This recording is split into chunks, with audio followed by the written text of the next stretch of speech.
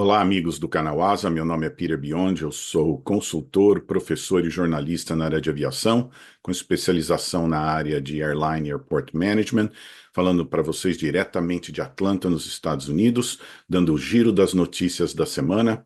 Lembrando sempre para você assinar o canal, se você ainda não assinou, e passar para os amigos. Então vamos começar aqui as notícias interessantes aí dos últimos dias. Vamos começar com a divulgação da ANAC no último dia 23 sobre a movimentação nos aeroportos brasileiros em setembro de 2024. Uma coisa interessante é que desde o ano 2000 foi o melhor resultado para o mês.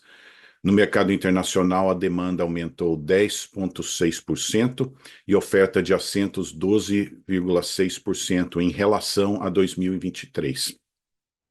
A carga total foi de 115.100 toneladas. No mercado doméstico, o movimento aumentou 4,3% em relação a 2023, com 7,9 milhões de passageiros.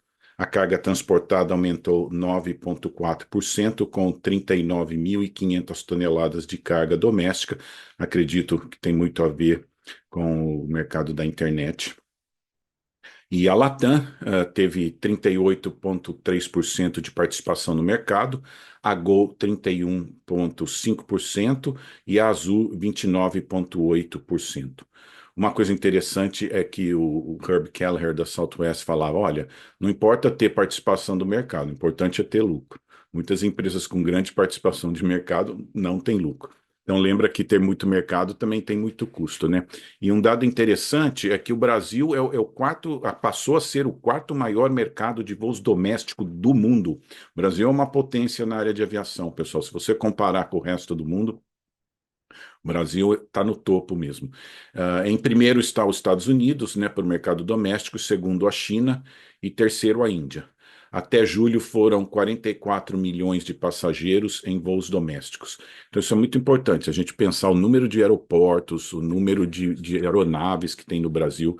O Brasil é um dos países mais importantes para a área de aviação do mundo. E falando nisso, vamos entrar agora numa das empresas aéreas do Brasil. A Azul anunciou oficialmente o acordo com os arrendadores e fabricantes de equipamentos, trazendo 500 milhões de dólares em recursos adicionais. A operação foi feita em troca de 100 milhões de ações preferenciais. Essas ações preferenciais, elas dão direito ao acionista de prioridade na hora de receber dividendos, receber lucros e também de ativos da empresa. As ações preferenciais não têm direito a voto e elas não interferem nos rumos da empresa. Isso é muito importante. E a Azul passou, nos últimos meses, por alguns rebaixamentos na sua avaliação de crédito, e então as ações da Azul, elas já chegaram a valer R$ 44 em janeiro de 2020, agora valem R$ 2,91, a última vez que eu chequei.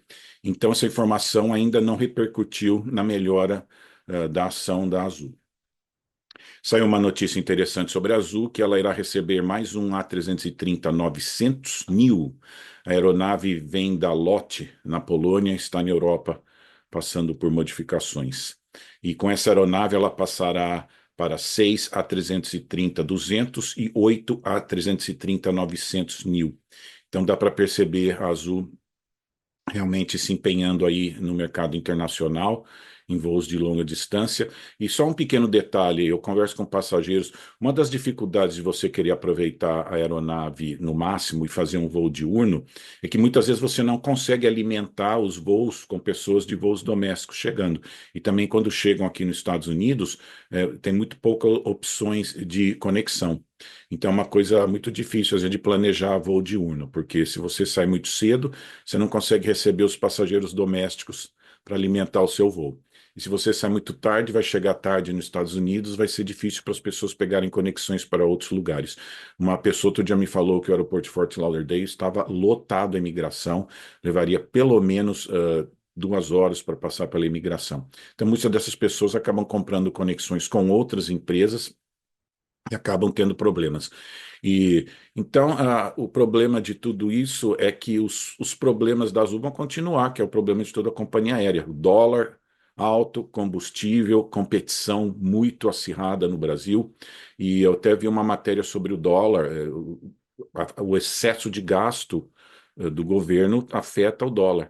Então, isso é muito prejudicial para as empresas aéreas. E esses problemas, por enquanto, ainda estão aí. Então, muito bom ter feito todas essas transações, mas e aí?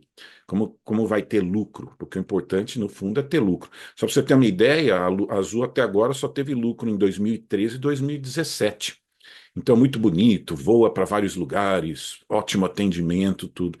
Mas no final do mês, o que conta, no final do ano, né? Teve lucro. Então, isso é importante.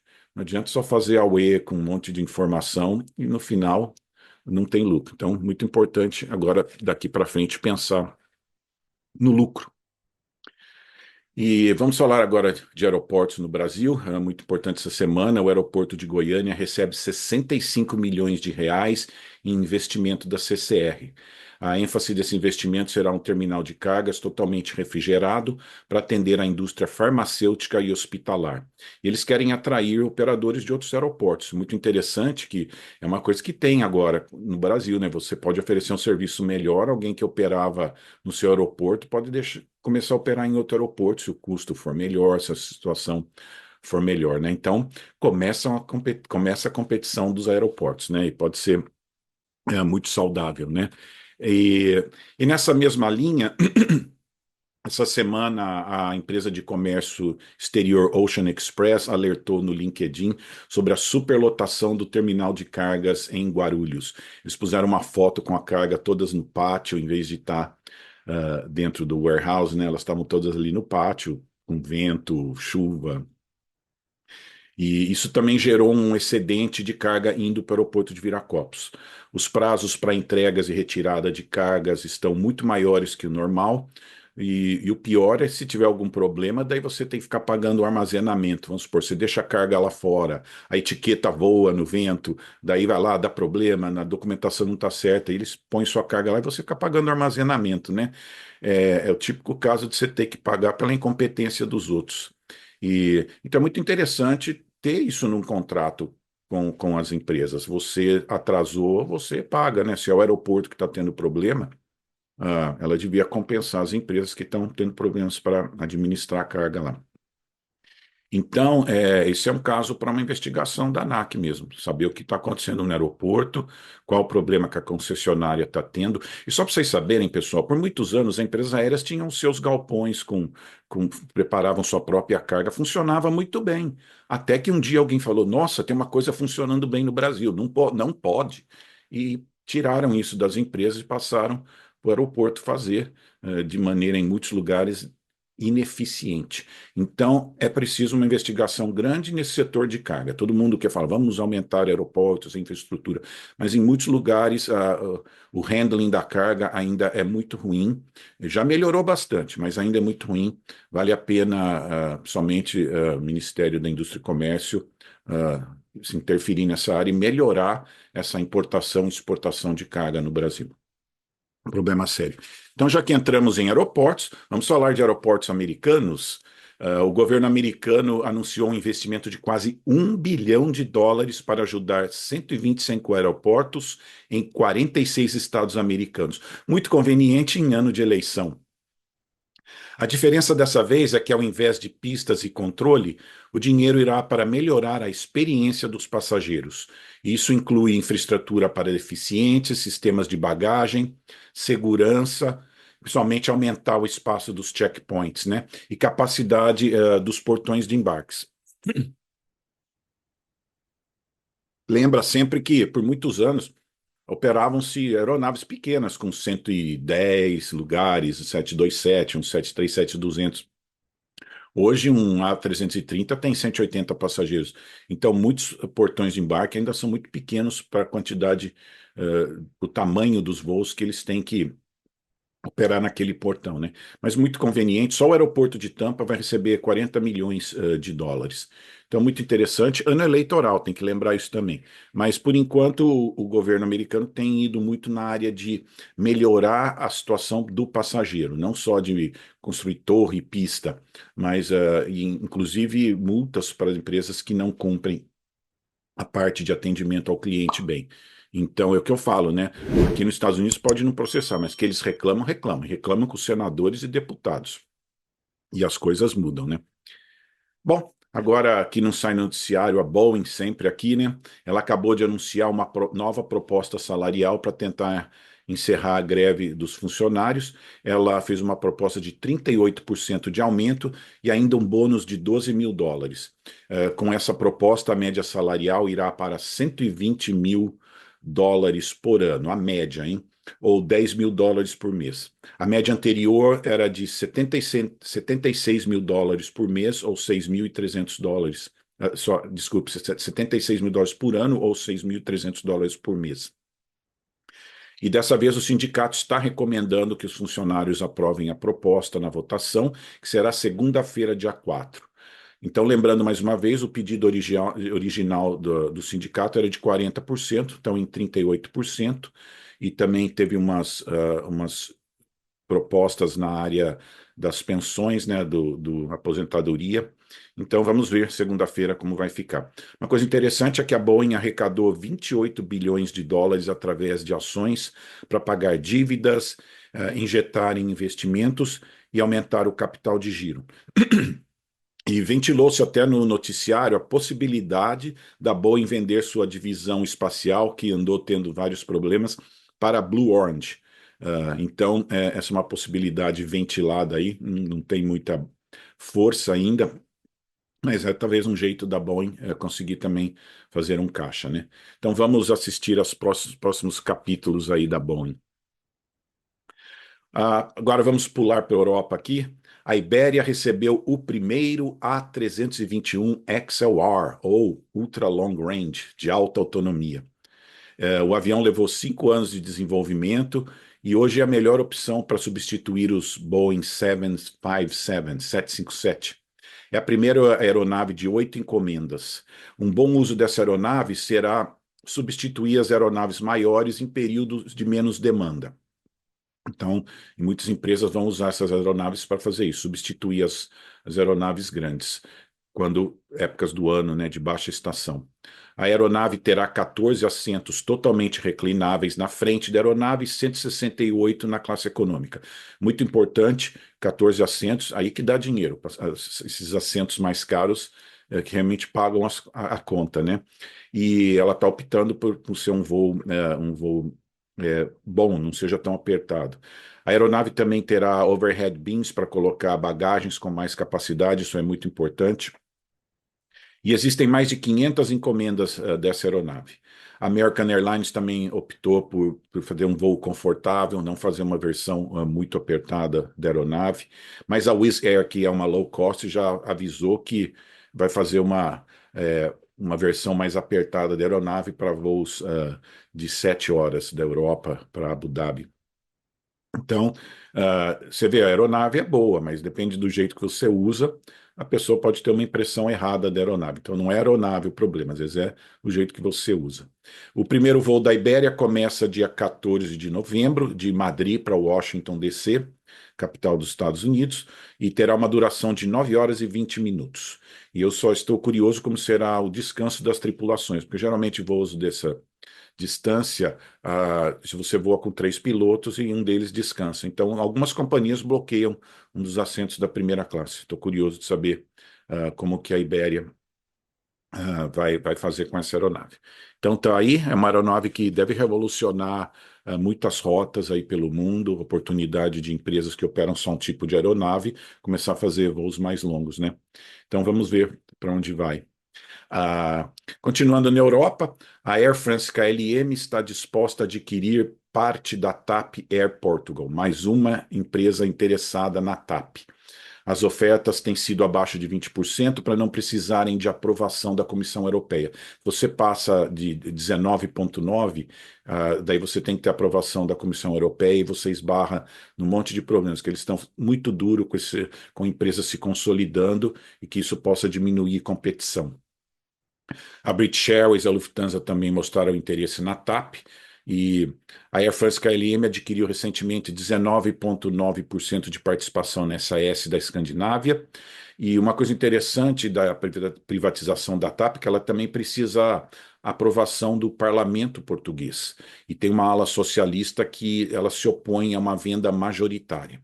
Então, você tem que também trabalhar essa parte política dentro de Portugal. Só para vocês terem ideia, a TAP faz parte da Star Alliance, junto com a Lufthansa e United. Então, seria interessante ver se poderia causar alguma mudança da aliança que ela tem recentemente. Lembre que a TAP, um dos grandes valores dela são os voos para o Brasil. Ela tem uma rede no Brasil sensacional. Então, as empresas que querem essa participação da TAP estão de olho nos voos do Brasil e voos nos Estados Unidos. Pela posição estratégica de Portugal, é muito fácil fazer voos para os Estados Unidos e eles operam com o A321 Long Range. Então, é uma boa possibilidade. O problema é que o aeroporto de Lisboa tem uma pista só. Na verdade, tem duas, mas uma não usa. Então, o problema lá é a restrição da pista. Só tem uma pista. Então, vamos ver aí, todo mundo atrás da TAP, a bola da vez, né? Então vamos dar um pulo agora para o Oriente Médio, né? A gente não cobre muito essa área do mundo, então vamos aqui. A Riyadh Air encomendou 60 Airbus A321. A Riyadh é uma segunda empresa da Arábia Saudita, empresa de bandeira da Arábia Saudita. Ela foi fundada em 2023 e deve começar as operações em 2025. Eles planejam voar para mais de 100 destinos em 6 continentes. O CEO é o Tony Douglas, que já foi CEO da Etihad, e eles encomendaram 60 Airbus A321, que poderão ser a versão normal, o long range ou o ultra long range. Também encomendaram 39 Boeing 787-900.